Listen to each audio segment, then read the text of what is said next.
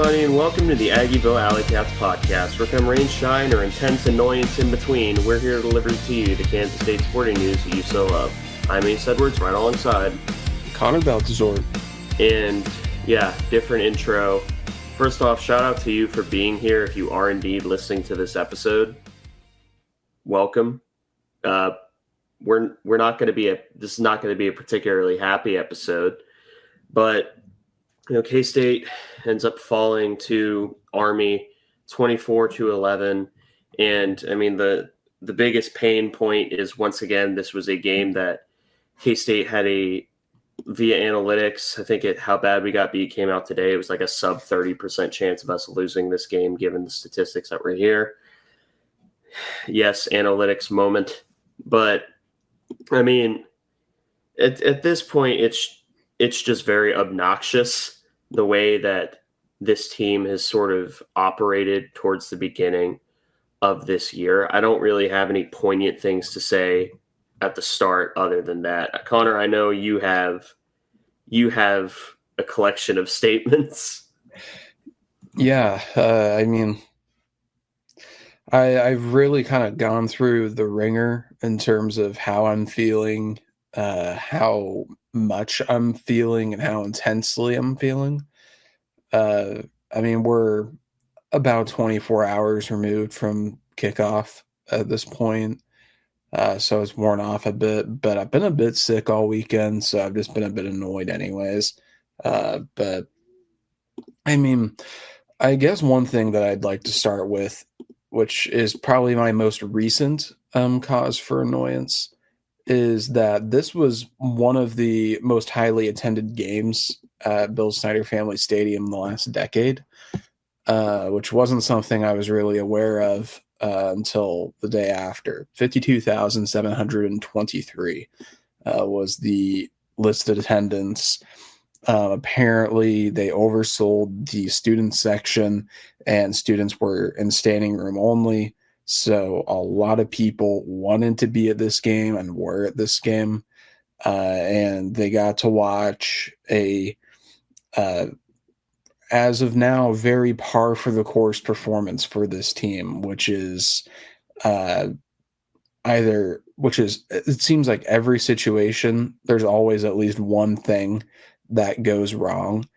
Like, it might be everybody executes their assignments from the play call, but the play call was bad, or it may be that the play call was great, or someone doesn't execute at some point, or maybe people like kind of passively execute but don't have an edge to them or don't put in enough effort, or it may be as simple as getting unlucky, like Mikey Bergeron on the kickoff, which, I mean, that is unlucky, but you can't get up there and lie to the press and say that we were ready for it, because I don't think we were, based off how we were going. Even if you said it in the huddle, it's clear that once that they started turning around, they were not ready. They let their guard down.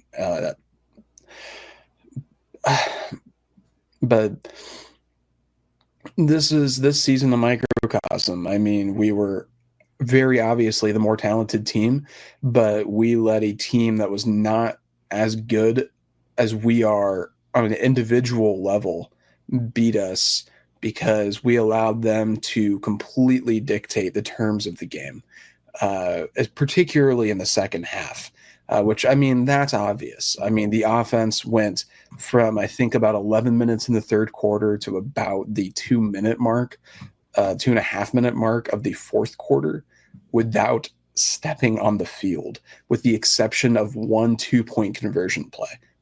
And I get what Chris Kleiman was trying to get at. In his post-game presser, he said that the kick return actually hurt us. I understand what he is attempting to say there, and in a vacuum, there's probably a point there because the defense was totally gassed. But shut up. Don't ever say that. We scored a touchdown on a kick return for the first time in like 4 years in a game that was much more of a dogfight than talent says it ever should have been. we take points however we can get them. Those are Division I athletes, and they're getting paid just fine. They can be out there for a few more plays. They can make one fourth down stop or one third down stop. Right now, K-State is among the worst in the country at fourth down stops. I think we're 10 of 12 in allowing opponents first downs on fourth down attempts this year, which is absolutely pitiful. That is among the worst, if not the worst, in the country right now, and it's completely unacceptable. And a lot of stuff like that, and I think it gets obvious, does get down to toughness, both at the player level, but particularly at the coaching level, I think, is where some of that comes down. I think at the college level, coaches have a much larger impact on player toughness than players do. I mean, obviously, there's going to be some players that either just have it inherently, guys like Reggie Stubblefield come to mind. That's just a guy that sets his own tempo. He runs to his own beat. Colin Klein's another, generational toughness. But there's going to be guys that are just never going to figure it out on that end either. Jonathan Alexander, I guess, is a great example of that at K-State. He never really figured that out. But coaches, a lot of times, you have to set the standard, the vibe, and the level of toughness to strive for.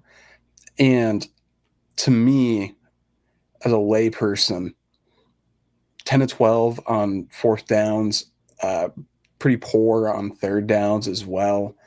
That is a lot of times those end up as toughness plays, particularly with a team like Army, where it's probably going to be a run, and it's going to be a run. I get that it's hard. They're dive blocking at players' legs. It hurts. I understand. I've had that happen to me before. It's not fun. However, it's coming. It's going to happen. And you have to make the play. We can keep making excuse after excuse, even if they're valid, but the buck has to stop somewhere. And I think we just have to pick a spot for it to stop. And I'm picking this game. I can see a lot of validity and things that have been said by Coach Kleiman, but I don't care anymore. I don't care that the excuses are valid. I don't really care that the analytics say that we should have won, and I say this as a guy that really likes analytics. I tend to follow them, and even if I do kind of agree with that conclusion, I don't think it matters, because if there's one defining trait of this team, it's that we are inherently unlucky. If there's a break that can break, I guess, unless it's against FCS North Dakota, it's not going to go our way. We saw that in Ireland. We saw that in the Army game. And I have a pretty strong feeling we're going to see that a lot this year. North Dakota was a lone exception, I think. But this even goes back a bit to last year. Just insane unluckiness. And some of that's out of our control. But we have to make do with what we can, I guess, in that department. Additionally, on a more positive note, I guess, Avery Johnson might have been the only guy, I think, to play a nearly flawless game yesterday. I thought he was borderline perfect until the very last throw that he made, which was just not a good throw. He was under pressure. So that does make it challenging, but it still wasn't a good throw. But we're kind of quickly approaching a crossroads here with this program, where I think things need to change pretty quickly, and that is just kind of the world of college football we're in. If you don't make changes at the right time, things can go from very bad and not fun to program-defining futility pretty quickly. I think on that sliding scale, I think we're about a year behind Oklahoma State on that scale, which did not seem obvious Now it's looking more likely. I mean, we just saw Oklahoma State get about 70 bombed in 3 quarters by, granted, a good Oregon team, but that's a Power 4 football team that should never have that result against them in any context. I mean, that's just outright embarrassing.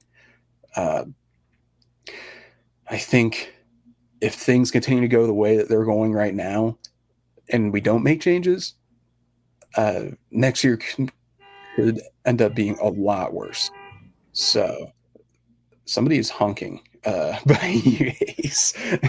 Yeah, someone's car alarm is going off. I know it's decidedly not mine.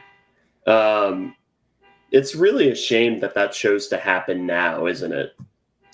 I think it's a sign, man. The alarm bells are in fact ringing, and I hope they are. I'm trying to think about other things I want to touch on. Coach Kleiman's comments in his post-game presser with the media at large and his post-game conversation with Wyatt and Stan on K-State radio. I get wanting to kind of stand by your players, and I don't fault him for that specifically, but I do think a lot of his comments, I think, were just completely unacceptable for a program with the expectations that K-State has, for the result that we had yesterday, and for the frankly the coach that I for the opinion I have of Kleiman as a coach, because I think he's a good coach, or at least I did. I still think that he probably is. He might just maybe be on the downslide, but I thought the way that he was answering questions with Wyatt and Stan, even though I know that they were softballs, he, for lack of a better phrase, he didn't seem that concerned. He seemed, I'm hesitating to say checked out, but he did not seem as urgent as I was hoping he would. He did not seem as annoyed as I was hoping he would be. I get that he got to a little bit of a spat with Fitz in the presser for what I thought was kind of a fair question. But I really question right now, and for probably about the last third of last season and through right now, Kleiman's commitment to the program, for maybe understandable reasons, but for those understandable reasons, maybe a decision should have happened a little sooner on that front. But I guess focusing specifically on yesterday, it is really frustrating to see kind of where this program has gone. I mean, this, like I got on Bosco's boys and they did too, and we were both thinking Arlington, no question.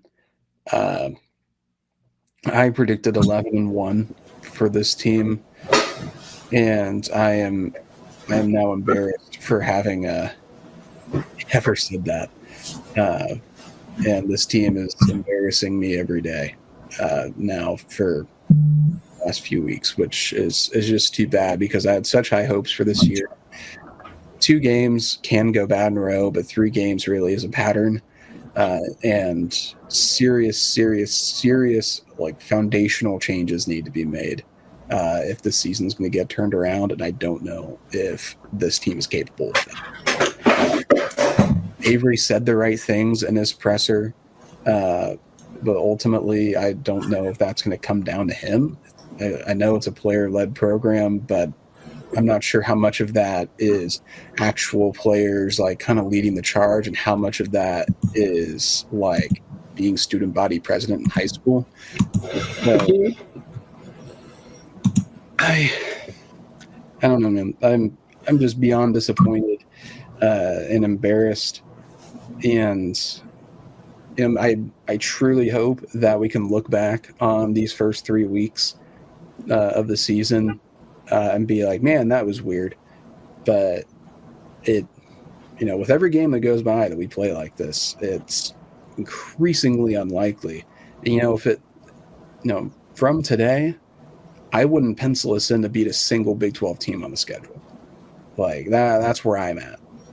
That includes Arizona. They just blew out an FCS team, which we aren't capable of. It includes Oklahoma State, who didn't blow out their FCS team, but they did win by multiple scores. That includes KU, who hasn't beat us for 16 years. If all these things happen today, like this team's going 1-11, based off of how they've been playing recently. And that's just sad, annoying, and again, completely unacceptable. We should expect better, and I'm sure the players expect better of themselves, but I'm not sure who's doing more letting down of who. Because, you read tweets from former players, and there's finger pointing on both sides against each other's side. Some players are saying it's the players, some players are saying it's the coaches. Everybody has a thought, and I think the obvious answer is that it's probably a bit of both parties not doing what they need to do, either in an execution, an effort, or a toughness department. Because to me, it's obvious the talent on this roster is there. Like, we have a lot of the same players back from last year from a good football team. Like, last year was a good football team that had a bit of a rough slide to the end of the year, but they were good. This year is just completely inexplicable. In that, for what we're seeing on the field, it has to come down to more intangible things, more foundational things that go beyond just knowing the playbook or knowing where to be. Heart, toughness, and coaches giving a crap, really. Like, I'm sure that many of them do. They're right now, it seems like enough to make a difference each week. And frankly, from what we've seen from Coach Kleiman, I don't think that he's the coach that's going to fire coaches unless he's forced to. He's really not gotten rid of many coaches in his time at K-State. Messingham, I think, only happened because of external pressure. Well, there was an internal coup as well. Yeah. So, and when I say external, I mean the athletic department. I don't mean fans. I mean, obviously fans aren't going to have that much of an impact. But Kleiman's loyal to his guys, which can be good, but he's loyal to a fault. And right now we're seeing the fault. I think people have gotten complacent within the football program as well. And again, I don't have firsthand evidence of this, but there is just something off about this team. There's a stench around the team when they're on the field that is just unavoidable. Like, there's something different, and it's kind of like you can't pick it out, but there's just something fundamentally wrong and different with this team. And we probably, the entire fan base combined, we could never figure it out on our own, I don't think, because it's going to be behind doors and behind walls that we just can't access, where the true answer lies. But there's enough to know when we are looking at something that we're used to recognizing and seeing something that's different. It's wearing the same clothes and moving the same way, but there is something different about K-State football, and it's embarrassing. Yeah, and I think I'll just kind of go through some of what I've seen just on Twitter. To me, the most important sort of thing to color all this conversation, especially in terms of the Army game, was K-State ran a total of 43 offensive plays that ended up counting, and Army ended up running a total of 82. You are quite simply not going to win games that way. And the downside of it is there is very little that K-State defensively could have done to have made a genuine impact on those numbers other than be better in like very small scenarios, because they were actually playing very assignment sound football, almost to the sense that they were playing their assignment very, very well. But against a triple option team, there are times that just playing your assignment isn't going to be the be all end all. Sometimes you need to be a little more aggressive based on your assignment and trust the people around you so that you can make a play. They, just full disclosure, they didn't get as many negative plays as they needed to, specifically for how this game script went, and they still almost won. They were, if you listen to Monken, who's the Army head coach, after the game, it wasn't intended to be an onside kick. It was a squib kick that the kicker missed and then ricocheted off of someone's foot. That is God hating a team. That is, and the one time that K-State did get lucky on the fumble, it was a fumble. I will go to my grave thinking that was a catch and fumble by Jerron Tibbs. They proceeded to immediately get ball don't lied by an inaccurate throw and a one-handed interception off of someone's leg. There's nothing that you can do about that. And I think that's the part that makes it the most frustrating, is you look at the paper and you look at the team, specifically in this game, and it's just, wait a minute, we lost this game, and it just comes down to a few bad breaks. And I understand the angst about this team right now. I 100% understand it. But, and Connor, you know this about me, and this isn't me coming after you in particular, or anyone really. You know that whenever I make critiques or criticisms, my number one goal is to be constructive. And that becomes very difficult when the only thing that you can really say is, they didn't make enough plays. Because it's a Star Trek quote, I believe. You introduced me to it. It is possible to commit no errors and still lose. Is that the quote, or am I off? That's the quote, Captain Picard. Wise man. And other than Quay Moss, who, by the way, K-State deploying mostly their slot corners and Zayshawn Rich on the outside against this team was an interesting choice. I get why, but it's not what I would have done. Quay Moss giving up the trick play, that happens. Oh, well. Zayshawn Rich biting too far down, to my knowledge, that's a play calling issue, because for some reason the outside corner was playing the contain on an all-out blitz, which against a triple option team, fair.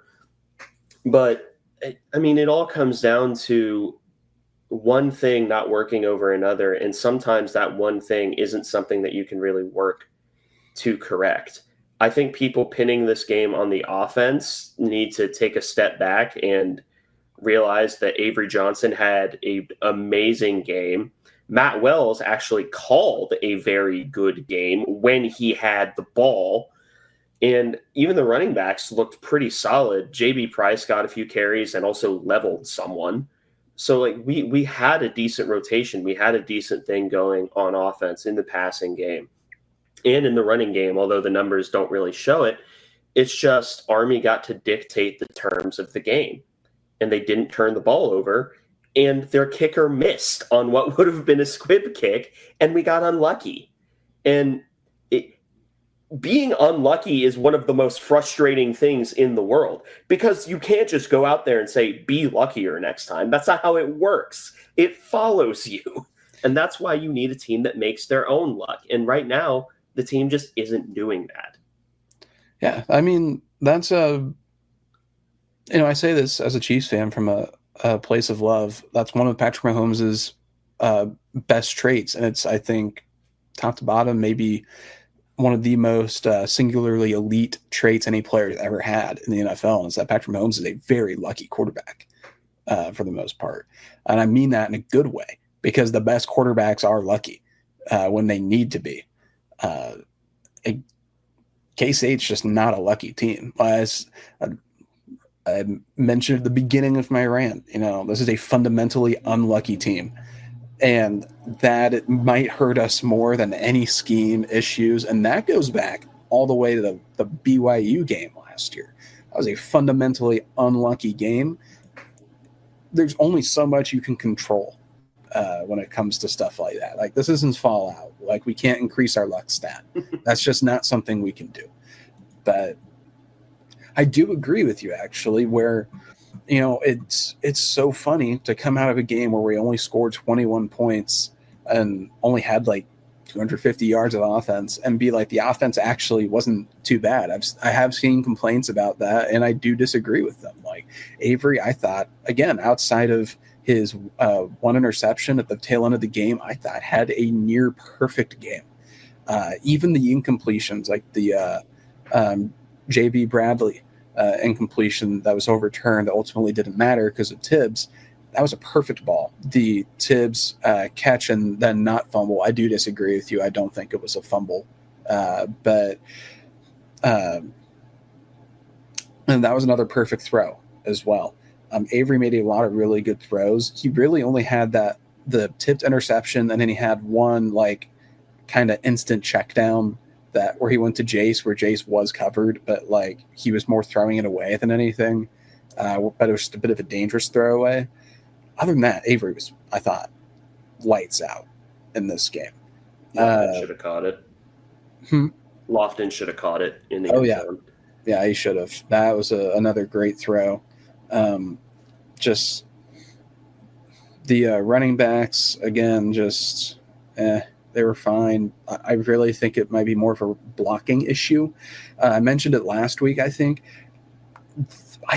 We may need to consider the possibility that one of our linemen has a tell on run blocking, because it really has gotten to that point with, like, it seems like almost half of our running plays are getting stuffed right now. And that's just completely unsustainable. So it's entirely possible we have a lineman with a tell at the moment. I don't know what it would be, and they're certainly not going to share that with us. So I hope that we're self-scouting and figuring that out, because I'd like the running backs to get more consistent. Then the receivers, I thought, were generally pretty good. It was a quiet day for Jace, but we were going more to Tibbs and Bradley in this game anyways. But yeah, I mean, ultimately the offense, this game's just not on them, at all. Like, I at no point have even considered blaming the offense or Avery or Matt Wells for how this game went. I guess I have some frustrations occasionally with Wells wanting to go short of the sticks on third down. I mean, I get it if you know you're going for it on fourth, but it still doesn't mean it makes me a bit uncomfortable. Like, it just feels fundamentally wrong to not go for the sticks on third, even if you know you're going for it on fourth. I understand logically, if you're going for it on fourth, you have the extra down, just throw it short and get a few yards, make it an easier fourth. But you get what I mean here. It just feels wrong. But no, the defense, there weren't too many, I thought, truly missed assignments. There was one snap, I think Travis Bates bit really hard on a fake that kind of sprung a big run. Romaine, I remember at one point filled a hole on a counter, but it went the other way. But he just made an awesome play and took down the QB for no gain. So even though it may have he may have fallen for the counter, it didn't matter because he's a good linebacker. I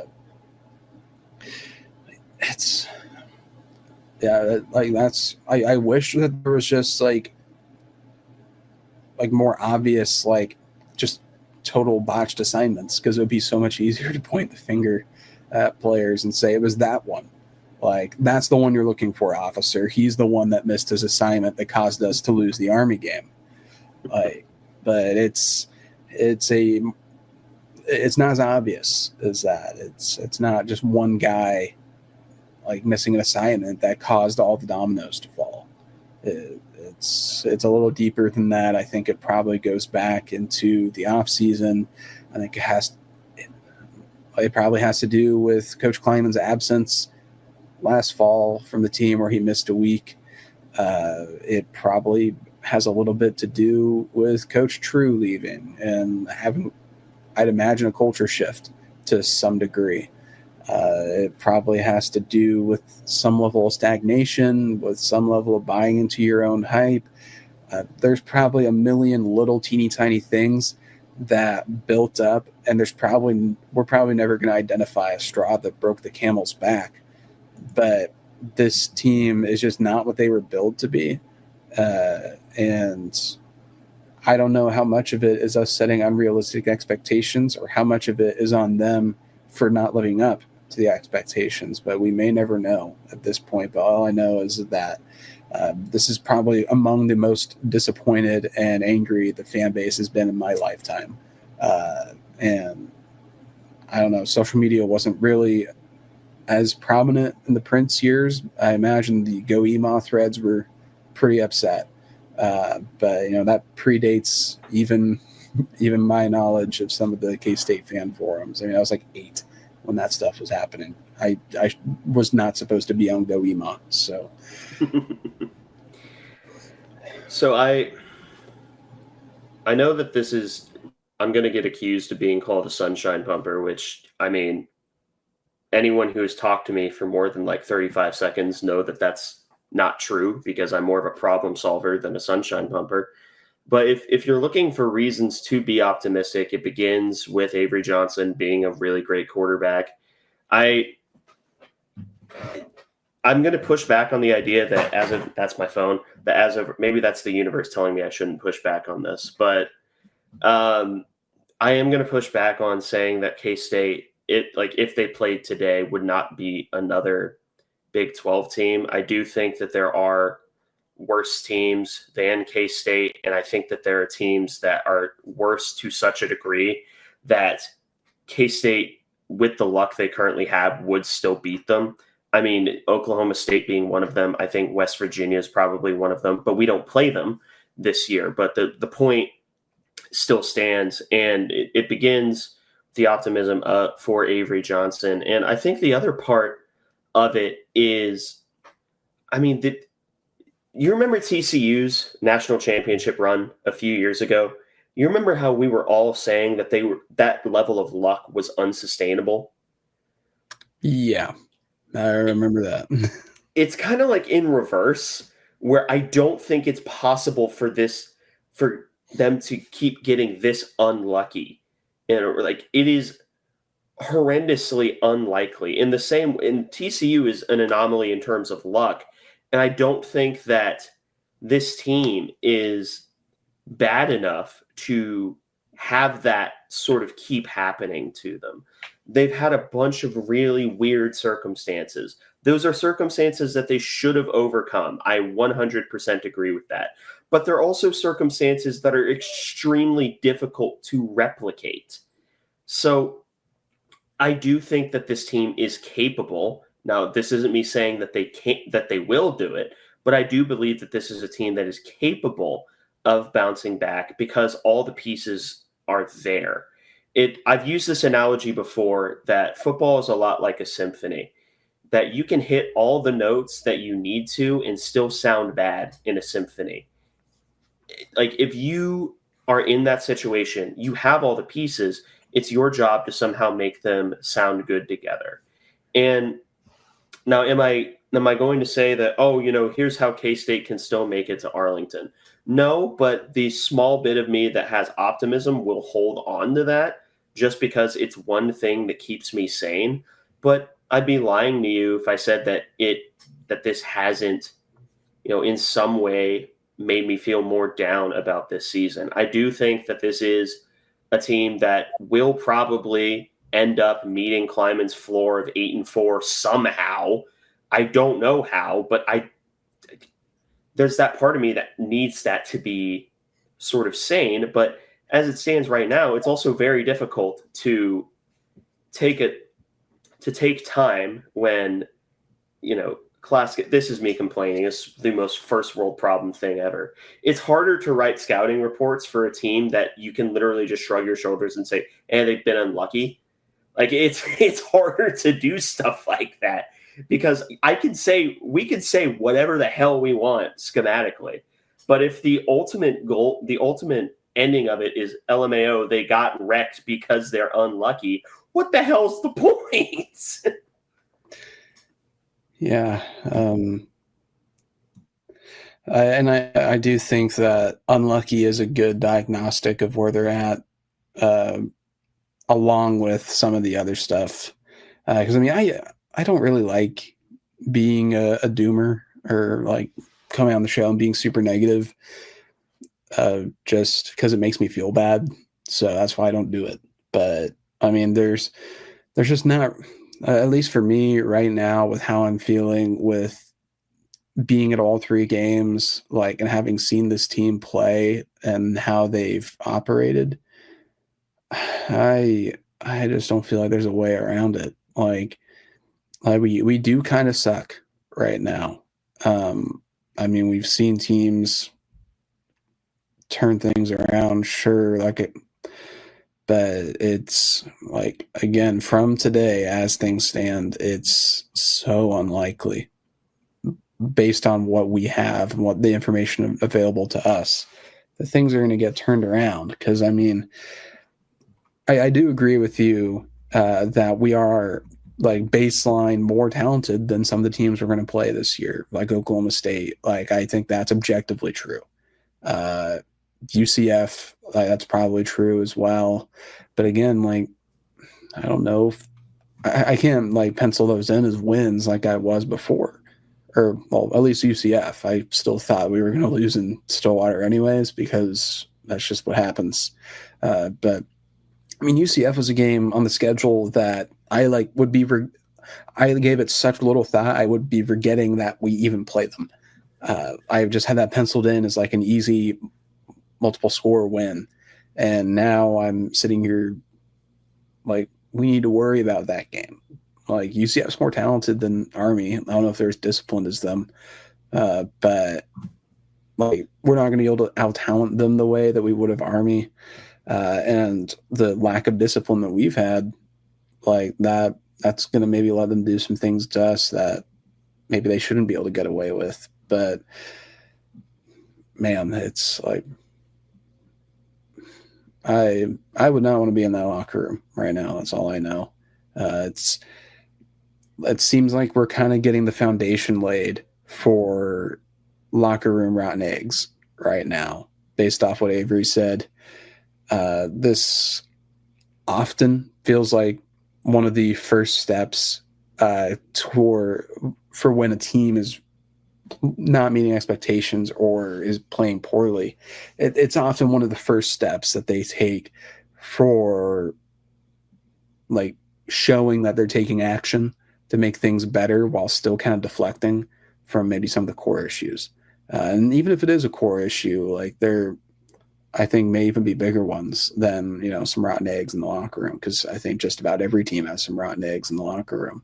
I imagine, well, the Georgia national championship team consisted of primarily rotten eggs. So.